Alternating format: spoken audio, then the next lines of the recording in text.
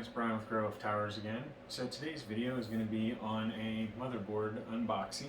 We're going to take this Prime Z690P Wi-Fi D4 edition of the Asus motherboards. It is a LGA 1700 socket. It is one of the 12th gen motherboards. And so I wanted to go ahead and give an unboxing of this motherboard. This will be replacing my current motherboard, which is an X570, but what good would that be without a new CPU as well?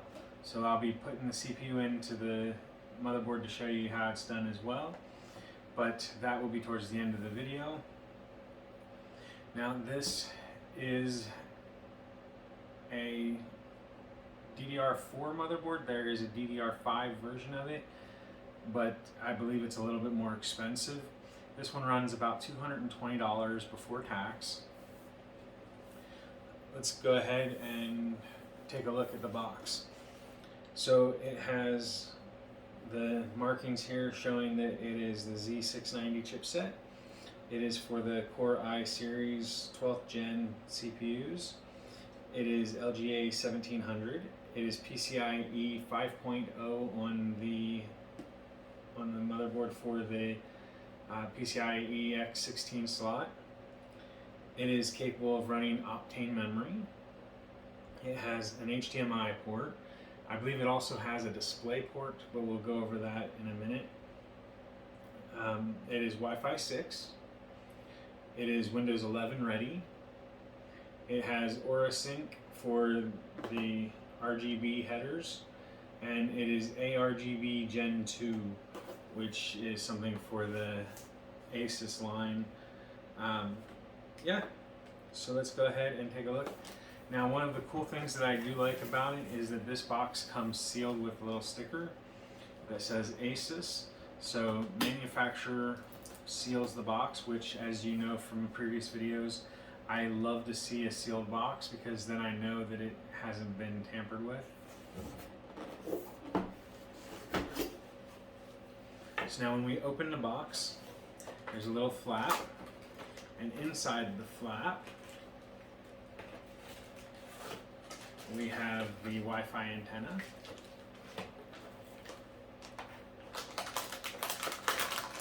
We have the motherboard in the main part.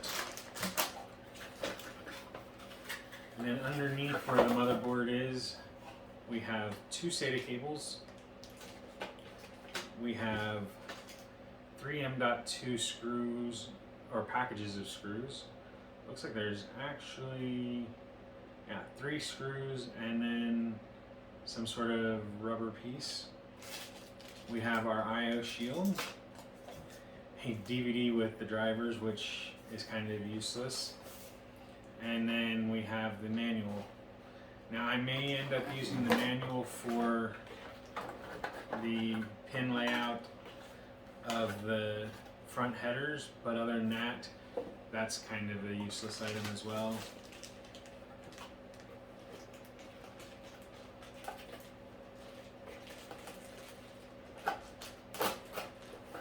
Alright, so we're gonna put this aside.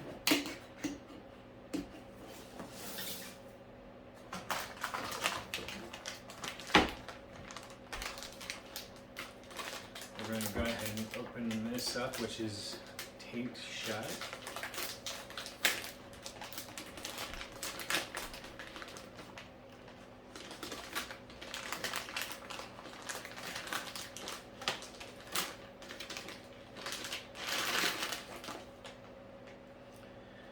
So on the motherboard, one of the key features that I like about it is that there's an M.2 with a heatsink, and then 2 more M.2s down here.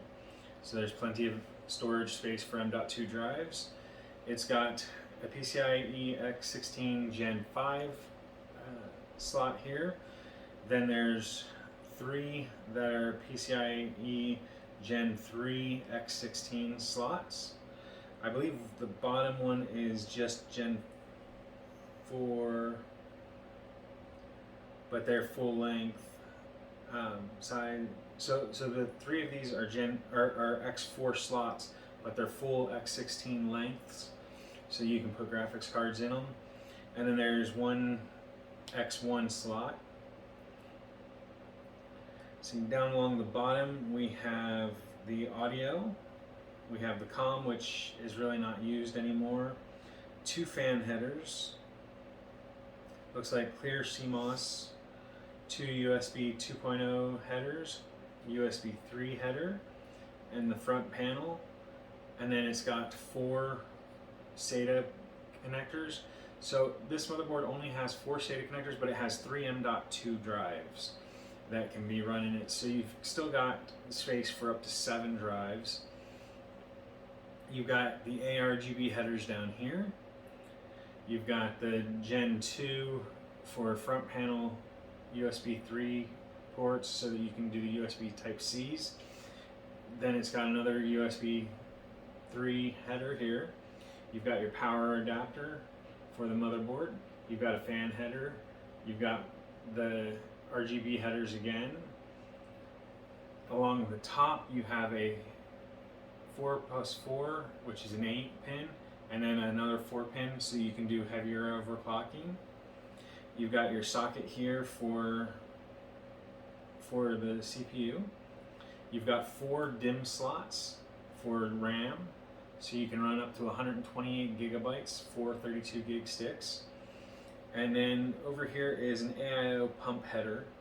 So when we put our CPU cooler on, we're going to of course put our CPU in, then we're going to put the mounting brackets on, and then we'll plug the CPU fan or cooler into the fan header up here on the top, which is a CPU CPU fan header, and a CPU opt or optional header. So now the back I/O has Wi-Fi. This is a Wi-Fi motherboard. You've got your audio ports, including an audio for the what do they call it, optical audio or whatever. It's not really used by most people. You've got 2 USB 2s along with a PS2 slot here. You've got HDMI and DisplayPort.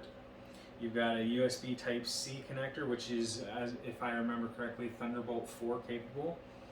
USB 3.2, 2 more 3.1s if I remember correctly, and then the Ethernet. And the Ethernet is a 2.5 gigabit Ethernet, not a single gigabit.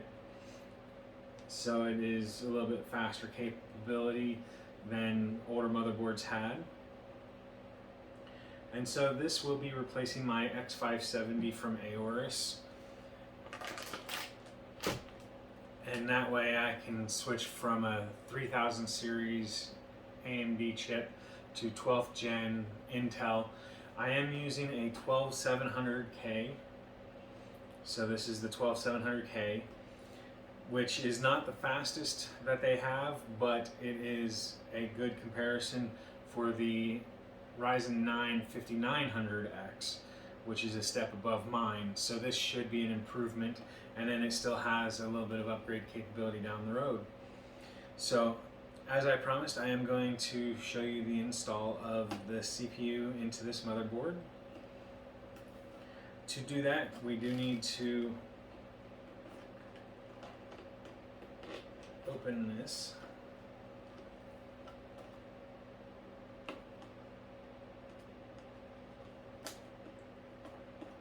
Sorry, I didn't bring a knife or anything to cut it with.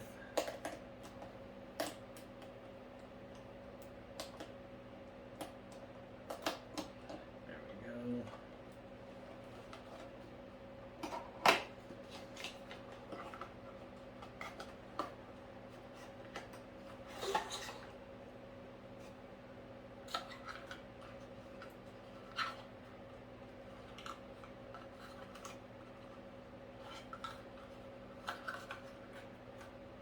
Be smarter than the package, Brian.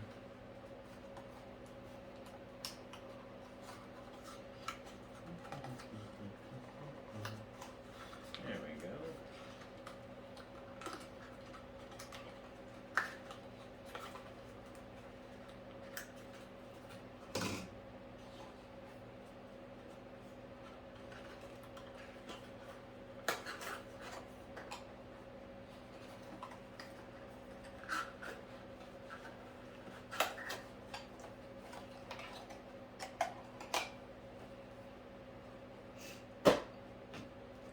So now this is the CPU, and this is going to go into the motherboard socket. So we're going to go ahead and we're going to open up the CPU clamshell.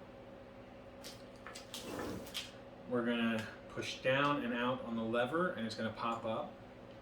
We're going to lift the CPU cover here. And then we're going to take the CPU and we're going to line it up. Let's see. Is there a triangle? No. Okay. There we go.